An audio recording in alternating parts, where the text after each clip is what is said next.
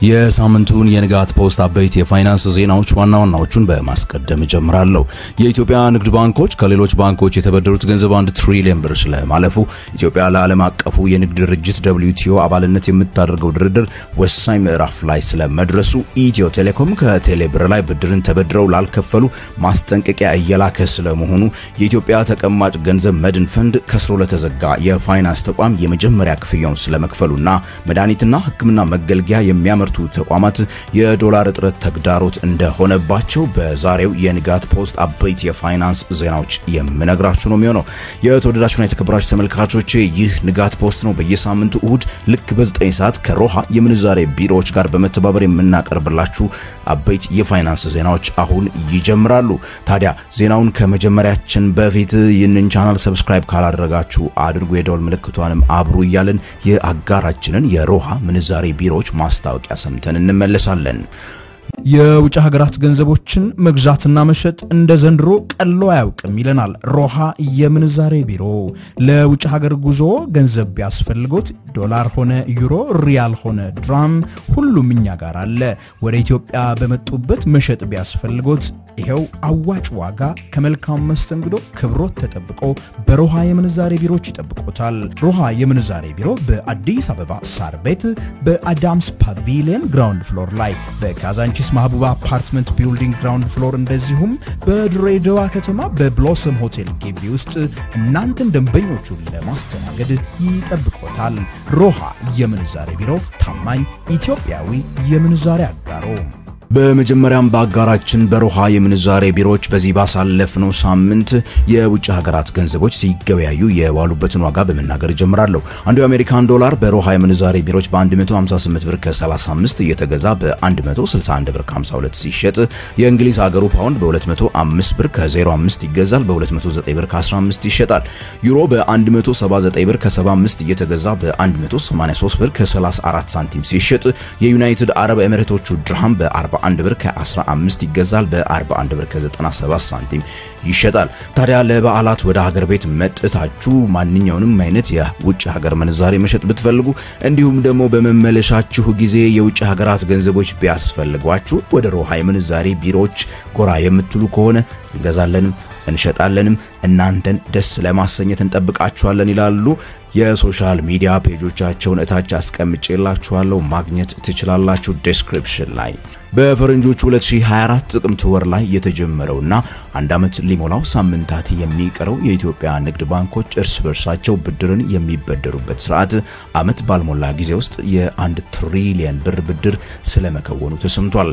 በኢትዮጵያ ሰነደ ሙዓለ ንዋዮች ገበያ ESX ላይ የሚደረገው በዚህ ግብይት የንግድ ባንኮች ለዕለታዊና ለሳምንታዊ የፋይናንስ ፍላጎታቸው ማሟያ የአጭር ጊዜ ብድርን ከሌሎች ተመሳሳይ ባንኮች የሚበደሩበት ሲሆን ለብድሩም ወለድን የሚከፍሉበት ይሆናል።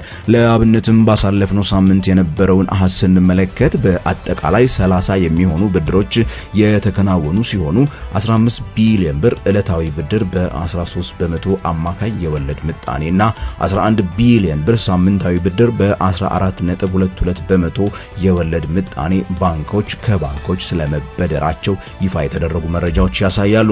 ይህ እርምጃ ብሔራዊ ባንክ የፋይናንስ ስርዓቱን ገበያ መር ወደ ሆነ ስርዓት ለማስገባት እያደረገ ያለው ሪፎርም አካል ሲሆን ባንኮች በተለያዩ ጊዜ የሚገጥማቸውን ጊዜያዊ የገንዘብ እጥረት ሁነኛ በሆነ መልኩ የፈታ አዲስ አማራጭ ስለመሆኑ ተመላክቷል። ኢትዮጵያ ወደ ዓለሙ የንግድ ድርጅት WTO አባልነት የምታደርገው ጉዞ 2 አስርት ዓመታትን ማስቆጠሩ የሚታወቅ ሲሆን ከቅርብ ጊዜ ወዲህ ግን ድርድሩ በፍጥነት እየተከናወነ ስለመሆኑ ተመልክተናል። በዚህ ባሳለፍነው ሳምንት ከንግድና ቀጠናዊ ትስስር ሚኒስቴር እንደተሰማው ከሆነ ኢትዮጵያ ለድርጅቱ አባልነት የሚያበቃትን ቴክኒካል የንግድ ድርድር ከአርጀንቲና፣ ቻይና፣ ሩሲያ፣ ታይላንድ፣ አሜሪካ፣ ኢንዲያ፣ ብራዚል፣ ጃፓንና የአውሮፓ ህብረት ጋር ስለማከናወኗ ሰምተናል። በዚህ የመጨረሻ ምዕራፍ ድርድር ኢትዮጵያ እስካሁን 14 የሁለትዮሽ ድርድሮችን ያጠናቀቀች ሲሆን የዓለም ንግድ ድርጅት ዋና ወሳኝ የተባሉ ሀገራትና አባላት ድጋፍም እንዳላት ተሰምቷል። ኢትዮጵያን የዓለም የንግድ ድርጅት አባልነት እንድትበቃ እየሰራ ያለው ተደራዳሪ ቡድን በቀጣዩ የፈረንጆቹ 2026 ዓመት ሙሉ አባልነትን ለመቀበል በቁርጠኝነት እየሰራ ያለ ሲሆን የሀገሪቱ አባልነት ለዘመናት ታጥሮ የቆየ የቆየውን የሀገሪቱን የንግድ ስርዓት ለዓለም አቀፍ ውድድር እንደሚያጋልጠው ይጠበቃል። የንግድ ድርጅቱ አባልነት እንደሚሰጠው ጥቅም ሁሉ ሌሎች ጉዳቶችንም እንደሚያስከትል ይጠበቃል የተባለ ሲሆን በተለይም ብዙ የሀገር ውስጥ የንግድ ማህበረሰቡ አባላትን ከጫወታ ውጪ ሊያደርግ የሚችልበት እድሉም እንዲሁ ሰፊ እንደሆነ ይነገራል። ኢትዮ ቴሌኮም ወደ ዲጂታል የፋይናንስ አገልግሎቱ ስራ ከገባ 4 ዓመታትን ያስቆጠረ ሲሆን ቴሌብር በተሰኘው በዚህ አገልግሎቱ ለሚሊዮኖች አነስተኛ ብድርን መስጠቱ ይታወቃል። እነዚህ ብድሮች ቀደም ሲል ከኢትዮጵያ ንግድ ባንክና ዳሽን ባንክ ጋር በቅርቡም ደግሞ ከሲንቄ ባንክ ጋር በመተባበር የሚቀርቡ ሲሆን ለሀገሪቱ የፋይናንስ ስርዓት አዲስ ነገር ይዞ የመጣም ነበረ። ይሁንና ቴሌብር ላይ የሚከናወኑ የብድር አገልግሎቶች ተበዳሪዎችን የሚያስከፍሉት የወለድ ምጣኔ በጣም ከፍተኛ በመሆናቸው የሚተቹ ሲሆን ከሰሞኑ ደግሞ የቴሌብርን ሌላ ራስ ምታት የሚያሳይ መረጃ ወጥቷል። ኢትዮ ቴሌኮም በቴሌብር በኩል ገንዘብ ተበድረው ላልመለሱ ደንበኞቹ ህጋዊ ማስጠንቀቂያን እየላከ መሆኑን ተመልክተናል። የተቋሙ የህግ ክፍል እያሰራጨ ያለው ይህ ማስጠንቀቂያ ደንበኞች ያለባቸውን ብድር በአፋጣኝ የማይከፍሉ ከሆነ ጉዳዩን ወደ ፍርድ ቤት እንደሚወስደውና እዳውን ጨምሮ ለፍርድ ቤት ሂደት የሚያወጣውን ወጪ አስልቶ አንድ ላይ እንደሚያስከፍል ይፋ አድርጓል። ብዙ የኢትዮ ቴሌኮም ደንበኞች ቴሌብር አገልግሎትን በተለያዩ ሲም ካርዶች እየገዙ ከተጠቀሙ በኋላ ሲም ካርዶቹን በመጣል በዚያው እንደሚጠፉ ይነገራል። በደቡብ ኢትዮጵያ ክልላዊ መንግስት በዲላ ከተማ አካባቢ ሲንቀሳቀስ የነበረው ዋን ማይክሮ ፋይናንስ የተሰኘ የፋይናንስ ተቋም በኢትዮጵያ ብሔራዊ ባንክ ጥላ ስር ከሚተዳደሩ የፋይናንስ ተቋማት ለኪሳራ ተዳርጎ የተዘጋ የመጀመሪያው ተቋም ስለመሆኑ ከዚህ ቀደም በቻናላችን በሰራነው ዜና ስለመናገራችን ይታወሳል። ታዲያ በዚህ የማይክሮ ፋይናንስ ተቋም ውስጥ ገንዘብን ቆጥበው ያስቀመጡ 1500 አካባቢ የሚጠጉ ደንበኞች እጣ ፈንታቸው ምን ይሆናል የሚሉ ጥያቄዎች የተነሱ ሲሆን ከ6 ወራት ቆይታ በኋላ የኢትዮጵያ ተቀማጭ ገንዘብ መድን ፈንድ ክፍያን ለአስቀማጮቹ ስለመፈጸሙ ሰምተናል። ሁሉም በብሔራዊ ባንክ ጥላ ስር የሚገኙ የፋይናንስ ተቋማት ከአመታዊ ከደንበኞቻቸው ከሚሰበስቡት ቁጠባ 0.3% እያሰሉ አዋጥተው ለፈንዱ የሚከፍሉ ሲሆን ባንኮችም ሆኑ የማይክሮ ፋይናንስ ተቋማቱ በኪሳራ የሚዘጉ ከሆነ የመድን ፈንዱ የደንበኞችን ቁጠባ በ90 ቀናት ውስጥ እንደሚከፍል ህጉ ይደነግጋል። የዋን ማይክሮ ፋይናንስ ድርጅት ላይ ቁጠባ የነበራቸው ደንበኞች ክፍያቸውን በኦሞ ባንክ በኩል እንደሚቀበሉ ታውቋል።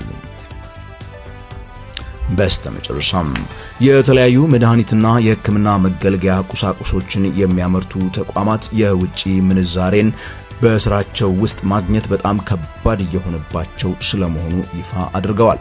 ከዚህ ቀደም ከነዳጅና ማዳበሪያ ጋራ በልዩ ሁኔታ የውጪ ምንዛሬ ይቀርብላቸው የነበሩት እነዚህ ዘርፎች ኢትዮጵያ ከዓመት በፊት ወደ ስራ ባስገባችው የውጪ ምንዛሬ ግብይት ሪፎርም መሰረት ልዩ ተጠቃሚነቱ መሻሩ ይታወሳል።